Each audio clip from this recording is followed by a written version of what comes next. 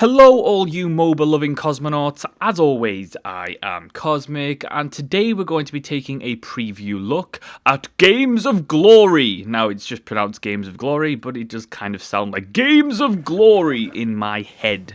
So what is Games of Glory? Games of Glory is a game that is coming into Steam's Early Access program by Lightbulb Crew, and it is essentially a MOBA-inspired battle game where you play as heroes and you face down, very similar to that of Battlerite. So there's no creeps and there's no real big style MOBA maps. Instead, you have two bases and there are a couple of points in between those bases, and you have to dominate the point, and as you dominate more points, the shield will get taken down on the enemy's base, and then you're able to go and attack that base directly, and the first team to destroy the enemy's base wins. It's a really simple premise, and the game feels very reminiscent, like I said, of Battlerite, which was a game that took MOBA style hero fighting and then made a game solely about that. And Games of Glory is basically Battlerite, just with objective based gameplay rather than straight up team deathmatch. The game is set in a sci-fi universe and is filled to the brim with interesting characters and factions, and I certainly think that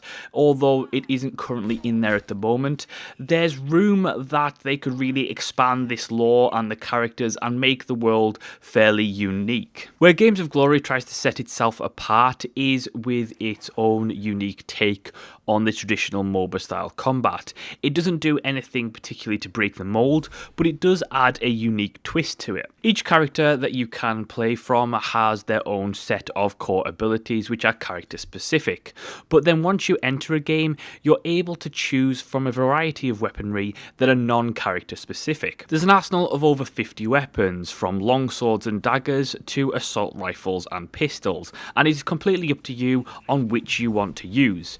Each weapon, once selected, can be upgraded in a variety of ways, including added various effects and improving damage. This gives the player the choice to play as they want to play with their chosen character. Now, while some characters certainly do have abilities that will complement certain weapons and playstyles better, it's ultimately the freedom of choice is there for you. So some characters might have abilities that strictly focus on melee damage or melee abilities, so you probably want to take them more the melee route than the ranged route, but again, it is completely up to you. What this freedom of choice does, however, it gives players each options depending on the situation within any given match. So if you are getting absolutely destroyed up close and personal, then the entire team can just switch to ranged weapons and start to pick off the enemy one by one. The seamless transition between melee and ranged weapons in combat works very well, and the entire game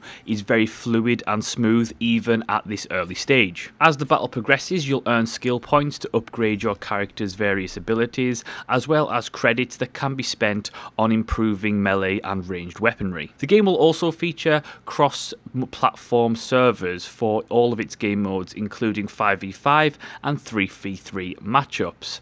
What this means is that console players and PC players will be able to play together regardless of their input devices.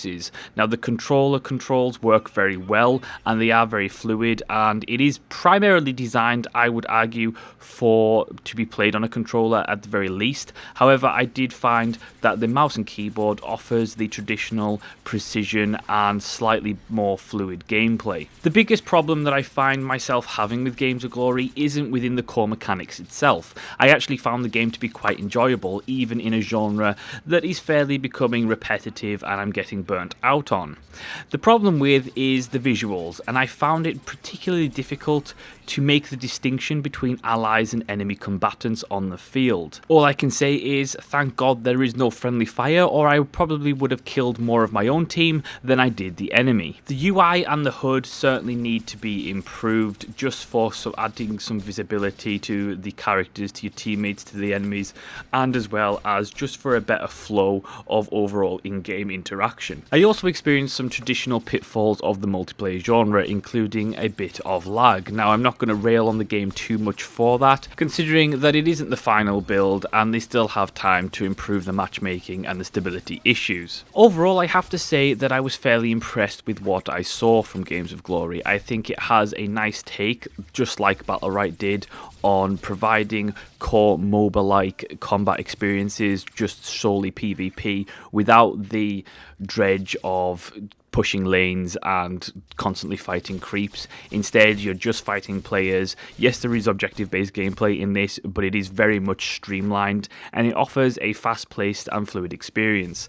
I love the fact that you can really customize your character in the combat sense with choosing your own weapon, whether it be flamethrower, sniper rifle, assault rifle, daggers, long swords, that kind of thing. And I think that in itself is a really key selling point of this title.